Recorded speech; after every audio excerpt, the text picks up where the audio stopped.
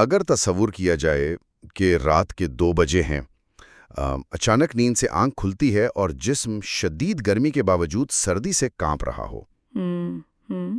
ایک عجیب سی بے چینی۔ جی ہاں، اور گلے میں ایک پھندا محسوس ہو رہا ہو، جیسے سانس لینا ناممکن ہو گیا ہو۔ اور ٹھیک اسی وقت چند قدم کے فاصلے پر والد کو پھانسی دی جا رہی ہو۔ یہ سن کر ہی رونگٹے کھڑے ہو جاتے ہیں۔ بالکل، تاریخ کی کتابوں میں تو یہ صرف ایک تاریخ ہے نا، جی 4 اپریل 1979۔ ہاں، بس ایک ریفرنس پوائنٹ بن کر رہ جاتا ہے۔ صحیح، لیکن اس واقعہ کے پیچھے جو انسانی اذیت تھی وہ عام طور پر ان کتابوں کے صفحات میں کہیں دفن ہو جاتی ہے۔ ایگزیکٹلی، اور ہمارا مقصد اسے سمجھنا ہے۔ تو آج کے اس تفصیلی جائزے میں ہم اس تاریخی واقعے کو کسی سیاسی چشمے سے نہیں دیکھیں گے، بلکہ ایک نہایت ذاتی اور دردناک زاویے سے دیکھنے والے ہیں۔ بالکل۔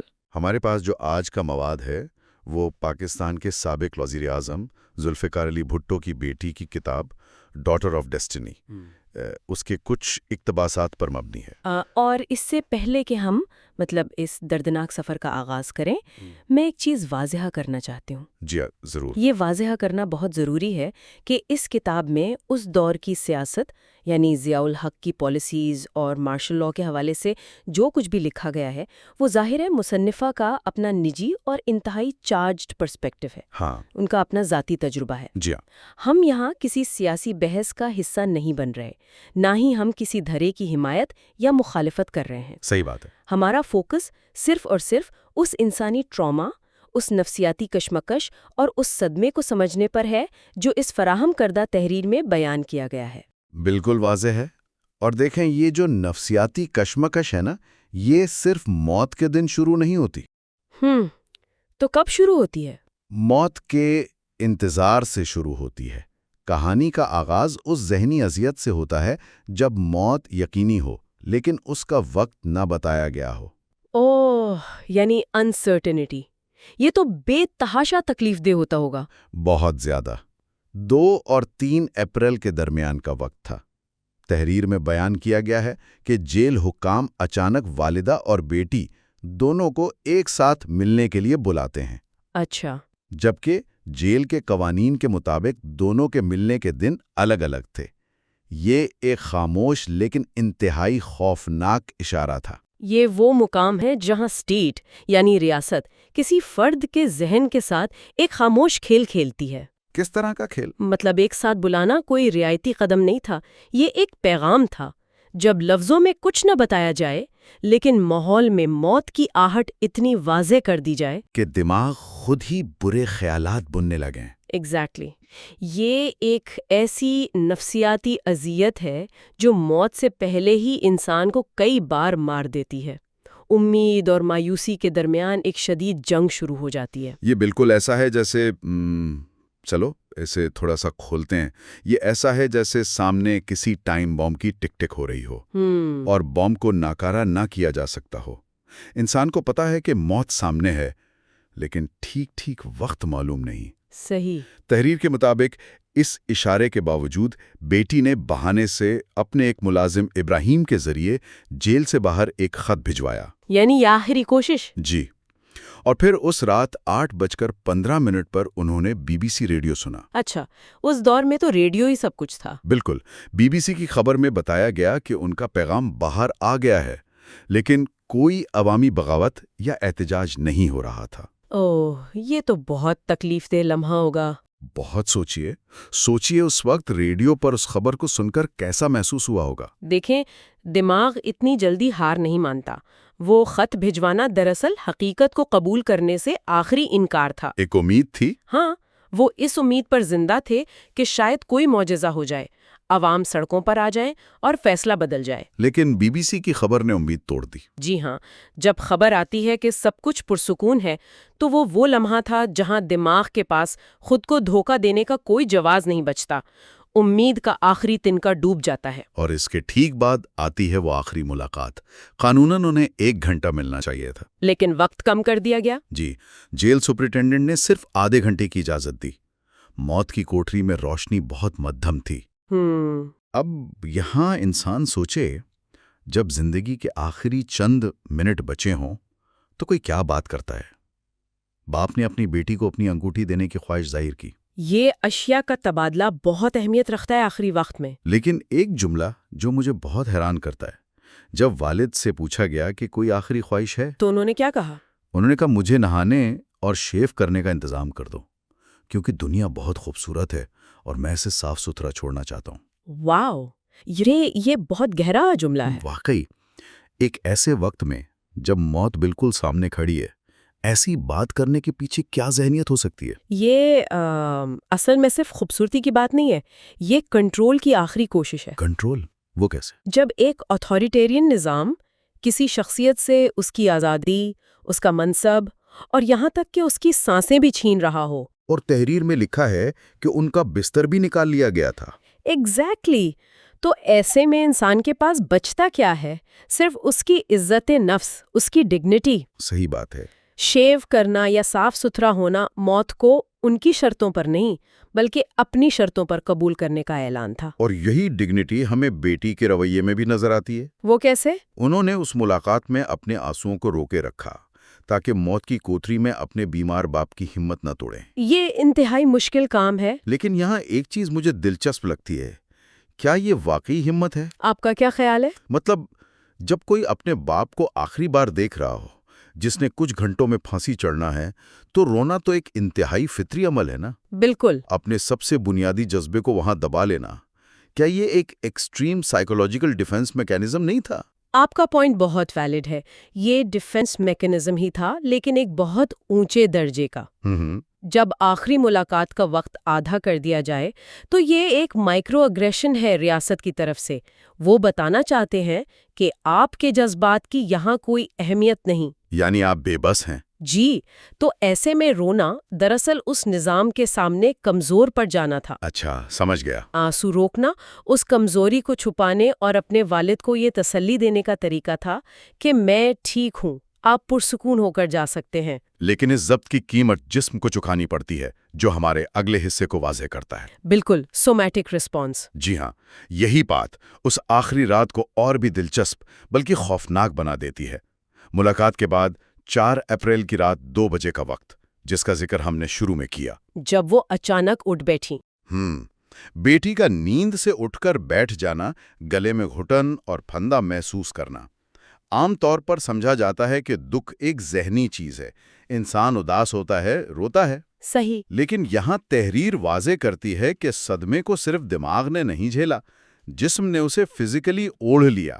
اسے نفسیات میں سومٹائزیشن کہتے ہیں۔ موت کہیں اور ہو رہی ہے اور فزیکل سمپٹمز کہیں اور ظاہر ہو رہے ہیں۔ ایسا سچ میں ممکن ہے؟ بالکل ممکن ہے۔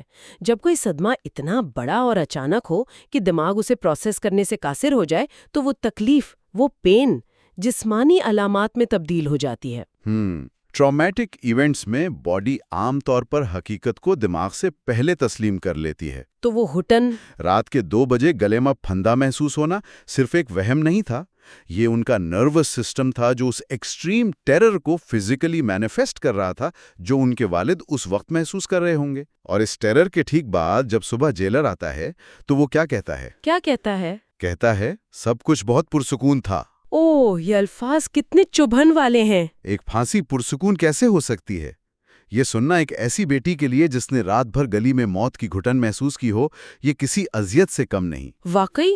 اور پھر شروع ہوتا ہے وہ عمل جو موت سے بھی زیادہ تکلیف دہ ہے، سامان کی واپسی۔ جی، باپ کی بچی کچی اشیاء کا حوالے کیا جانا، شلوار قمیض، ٹفن باکس، بستر، پینے کا کپ، اور وہ انگوٹھی جو ان کی کمزور انگلیوں سے گر جایا کرتی تھی، اور سب سے بڑھ کر شالیمار کولون کی وہ خوشبو جو ان کپڑوں سے آ رہی تھی۔ یہ خوشبو کا حوالہ بہت پاورفل ہے۔ مجھے سمجھ نہیں آتی کہ روزمرہ کی یہ عام سی بے جان چیزیں اچانک اتنی بھاری اور طاقتور کیسے ہو جاتی ہیں کہ انہیں دیکھ کر پورا وجود ہل جاتا ہے۔ اس کی وجہ یہ ہے کہ جب کوئی انتہائی قریبی انسان اس دنیا سے چلا جاتا ہے، خصوصاً ایسی اچانک موت کے ذریعے، تو ہیومن برین اس میسو لاس کو ایک ساتھ پروسیس نہیں کر پاتا۔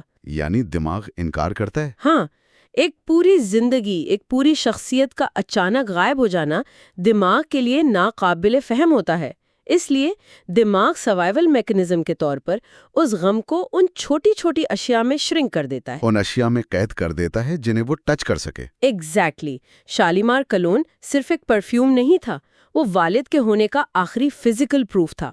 اس تحریر میں یہ بھی ہے کہ بیٹی اپنے باپ کی قمیض کو تکیے کے نیچے رکھ کر سوتی تھی۔ یہ دراصل ریالٹی کو ڈیلے کرنے کی ایک کوشش ہوتی ہے، ایک وجود کو اپنے قریب رکھنے کی ضد۔ لیکن جہاں ایک طرف ہم یہ خاموش اور اندر ہی اندر ٹوٹنے والا صدمہ دیکھتے ہیں، وہیں تحریر ایک بالکل مختلف رد عمل بھی دکھاتی ہے۔ آپ بشیر کا ذکر کر رہے ہیں، گھر کے پرانے ملازم کا؟ جی ہاں، بشیر کا ان چیزوں کو دیکھ کر اپنا آپا کھو دینا اور خود پر پیٹرول چھڑک کر آگ لگانے کی کوشش کرنا۔ یہ منظر واقعی ہوش اڑا دیتا ہے۔ ایک طرف بیٹی کی خاموش چیخ ہے اور دوسری طرف ایک ملازم کا اتنا پرتشدد رد عمل۔ یہ دونوں الگ الگ ایکسٹریمز نہیں ہیں۔ یہ اس بات کی مثال ہے کہ گریف یعنی غم کبھی بھی ایک جیسا نہیں ہوتا۔ جب کسی خاندان یا فرد سے بولنے اور رونے کا حق چھین لیا جائے، جب باہر کی دنیا ان کی آواز سننے کو تیار نہ ہو، تو غم اندر ہی اندر غصے اور بے بسی کی آگ میں بدل جاتا ہے۔ تو یہ آگ لگانا اس بے بسی کا اظہار تھا۔ بالکل۔ سیلف ایمیولیشن دراصل اس انتہائی درجے کی بے بسی کا اظہار ہے جہاں لفظ پوری طرح ختم ہو جاتے ہیں۔ صحیح۔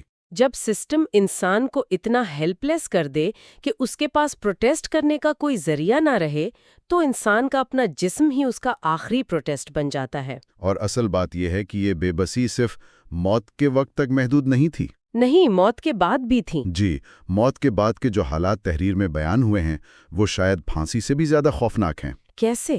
دیکھیں، موت کے بعد ہر مذہب اور معاشرے میں آخری رسومات ادا کی جاتی ہیں۔ انسان روتے ہیں، دکھ بانٹتے ہیں، اور اس سے انہیں ایک سائیکولوجیکل کلوزر ملتا ہے۔ لیکن ذرا غور کیا جائے، جب وہ آخری رسومات اور سوگ کا حق ہی چھین لیا جائے تو دکھ کی شدت میں کتنا اضافہ ہوتا ہوگا۔ بہت زیادہ۔ تحریر بتاتی ہے کہ لاش کو خفیہ طور پر گڑی خدا بخش منتقل کیا گیا۔ وہاں فوج کی بھاری نفری موجود تھی۔ خاندان کو جنازے میں شرکت کی باقاعدہ اجازت اور وقت تک نہیں ملا۔ یہ ویپنائزیشن آف گریف کی ایک کلیئر مثال ہے۔ یعنی دکھ کو ہتھیار کے طور پر استعمال کرنا۔ ایگزیکٹلی۔ طاقتور حلقے اس بات سے واقف تھے کہ ایک مقبول عوامی رہنما کا جنازہ عوام کے غصے کو بھڑکا کر ایک عظیم الشان احتجاج میں بدل سکتا ہے۔ تو پولیٹیکل خوف کی وجہ سے؟ جی، اس سیاسی خوف کے نتیجے میں انہوں نے ایک بیٹی اور بیوہ سے ان کا سب سے بنیادی انسانی حق چھین لیا، ماتم کرنے کا حق۔ یہ تو انسان کی انسانیت سے انکار کرنے والی بات ہوئی۔ جب آپ کسی کو روتے ہوئے اپنے پیارے کو دفن کرنے کی اجازت نہیں دیتے تو آپ دراصل یہی کر رہے ہوتے ہیں۔ تحریر میں ایک اور واقعہ بیان کیا گیا ہے جب کافن یعنی تابوت کھولا گیا اور بیٹی نے اس لاش کا جائزہ لیا۔ انہوں نے لکھا ہے کہ چہرہ موتی کی طرح چمک رہا تھا، لیکن اس کے ساتھ ایک ایسی تفصیل ہے جو سچ میں رونگٹے کھڑے کر دیتی ہے۔ وہ گردن پر نشانات والی بات؟ جی ہاں، گردن پر عجیب سرخ اور سیاہ نشانات تھے۔ ایسا لگ رہا تھا جیسے کوئی آفیشل سٹیمپ لگائی گئی ہو۔ اس وقت عام افواہیں یہ تھیں کہ شاید موت پھانسی سے نہیں بلکہ کسی تشدد یا ٹریکیوٹمی کے دوران ہوئی تھی۔ یہ افواہیں بہت عام تھیں اس وقت۔ اب یہاں ایک عجیب کشمکش ہے۔ گاؤں والوں کا ماتم شروع ہو چکا تھا اور حکام انہیں لاٹھی چارج کرنے کی دھمکیاں دے رہے تھے۔ ایسے ماحول میں بیٹی نے فیصلہ کیا کہ وہ اپنے باپ کی لاش کا پوسٹ مارٹم نہیں کروائیں گی۔ یہ ایک بہت مشکل فیصلہ تھا۔ مجھے یہ چیز تھوڑی سمجھ نہیں آئی۔ اگر انہیں شک تھا تو پوسٹ مارٹم سے ہی حقیقت سامنے آ سکتی تھی نا۔ انہوں نے انکار کیوں کیا؟ یہ ایک گہرائی سے سوچا گیا فیصلہ تھا۔ انہیں معلوم تھا کہ پوسٹ مارٹم سے شاید ان افواہوں کی تصدیق ہو جائے، لیکن اس کی قیمت کیا ہوتی؟ لاش کو دوبارہ آفیشلز حوالے کرنا پڑتا۔ ایگزیکٹلی۔ والد کی باڈی کو آفیشلز اپنے قبضے میں لے لیتے، اسے مزید کاٹا جاتا اور دنیا کے سامنے ایک تماشا بنایا جاتا۔ تو انہوں نے وقار کو چنا؟ بالکل۔ ان کا فیصلہ دنیا کے سامنے سچائی ثابت کرنے سے زیادہ اپنے والد کی لاش کی حرمت کو بچانے پر مبنی تھا۔ جب ریاست آپ کی زندگی اور موت پر مکمل اختیار چاہتی ہو تو اس وقت اس جسم کو دنیا کے سامنے تماشا بننے سے روکنا ہی آپ کی سب سے بڑی جیت ہوتی ہے۔ انہوں نے اپنی ذاتی تسلی کے بجائے والد کے وقار کو ترجیح دی۔ لیکن اس وقار اور اس ریسٹرین کی قیمت انہیں اندر سے کھا رہی تھی۔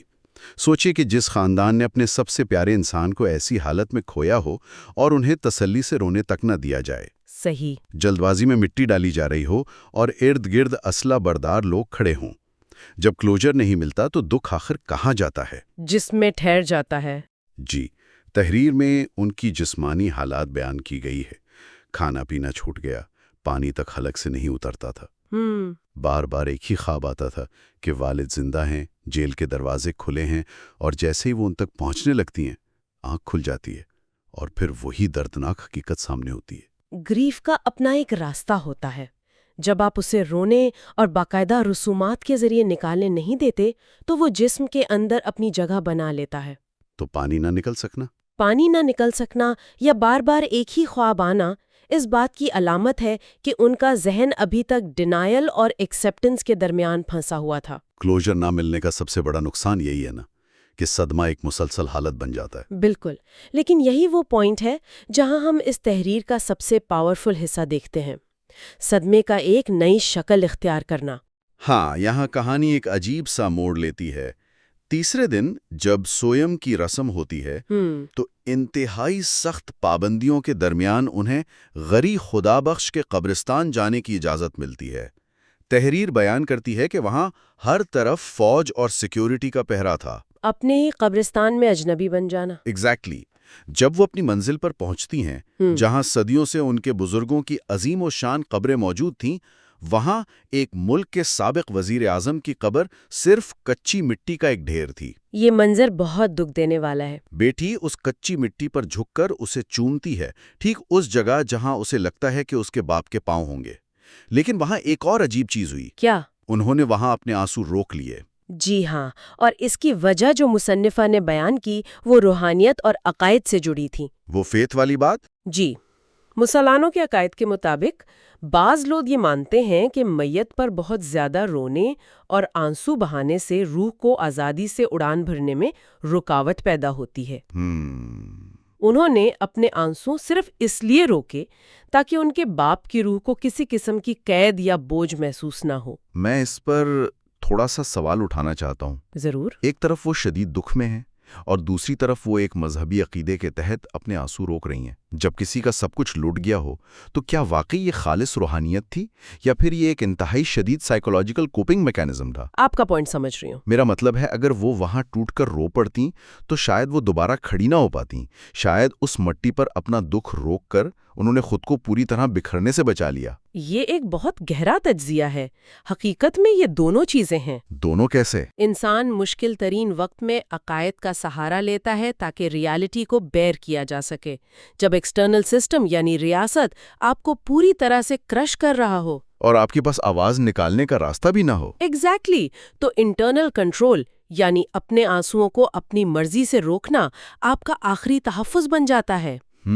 سمجھ گیا۔ انہوں نے رونے کی آزادی اپنے اوپر خود عائد کی گئی پابندی کے طور پر قبول کر لی۔ یہ صرف روحانیت نہیں تھی، یہ اپنی ول پاور کو ٹیسٹ کرنے کا ایک ذریعہ تھا۔ اور اسی کچی قبر پر کھڑے ہو کر انہوں نے ایک فیصلہ کیا جس نے تاریخ کا رخ بدلا۔ بالکل۔ انہوں نے فیصلہ کیا کہ وہ اپنے باپ کے ادھورے مشن کو جاری رکھیں گی، یعنی دکھ کو محسوس کرنے کا پورا عمل اچانک ایک عظیم مقصد میں ڈھل گیا۔ عام طور پر اتنا بڑا ٹراما انسان کو زندگی بھر کے لیے توڑ دیتا ہے، لیکن یہاں ذاتی صدمہ بقا اور ریزسٹنس کی وجہ بن گیا۔ پر قبول کرنے سے انکار کر دیا۔ ایکشن کو اپنا راستہ بنا لیا۔ جی، جب آپ کے پاس رونے کا وقت اور آزادی نہ ہو تو ایکشن یعنی عمل ہی آپ کا واحد کلوجر بن جاتا ہے۔ صحیح بات ہے۔ انہوں نے اس صدمے کو ایک سیاسی اور روحانی ورثے میں بدل دیا۔ ان کا مقصد یہ بن گیا کہ ان کے والد کی موت کو بے معنی نہیں رہنے دینا۔ یہ ٹراما کو پروسیس کرنے کی اعلیٰ ترین شکل ہے۔ آج کے اس تفصیلی جائزے کو اگر ہم سمیٹیں تو یہ صرف ایک کتابی کہانی نہیں رہی۔ واقعی۔ تاریخ کی موٹی کتابوں میں آج بھی پھانسی کی وہی تاریخ درج ہے، لیکن آج ہم نے اس سیاہ اور سفید تاریخ کے پیچھے دھڑکتے، ٹوٹتے اور پھر سے جڑتے ہوئے انسانی جذبات کو دیکھا۔ بالکل۔ ہم نے دیکھا کہ کیسے موت کے انتظار کا ایک ایک لمحہ انسانی ذہن کو نچوڑ دیتا ہے۔ ہم نے سمجھا کہ صدمہ صرف دماغ نہیں جھیلتا بلکہ جسم اس کی کتنی بھاری قیمت چکاتا ہے۔ اور کیسے روزمرہ کی اشیاء دکھ کا مرکز بن جاتی ہیں۔ جی ہاں، خوشبو، کپڑے اور انگوٹھی جیسی معمولی چیزیں کس طرح ایک چلی جانے والی زندگی کا وجود بن جاتی ہیں، اور سب سے بڑھ کر جب ریاست رونے اور ماتم کرنے جیسے بنیادی حقوق بھی چھین لیتی ہے۔ تو وہ بے بسی آخر میں ایک عظیم مقصد میں ڈھل جاتی ہے۔ ایگزیکٹلی۔ یہ تجزیہ صرف ایک خاندان یا ایک شخصیت کی کہانی نہیں ہے، یہ اس بات کا بھی مطالعہ ہے کہ جب طاقت اور انسانی جذبات آمنے سامنے آتے ہیں تو طاقت جسموں کو تو مٹا سکتی ہے لیکن اس دکھ کی توانائی کو ختم نہیں کر سکتی۔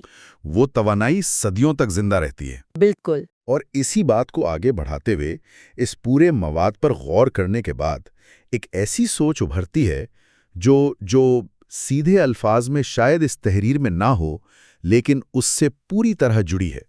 وہ کیا؟ جب کسی عام فرد کی جان جاتی ہے تو خاندان کو کم از کم خاموشی میں رونے اور اپنا کلوزر ڈھونڈنے کا وقت مل جاتا ہے۔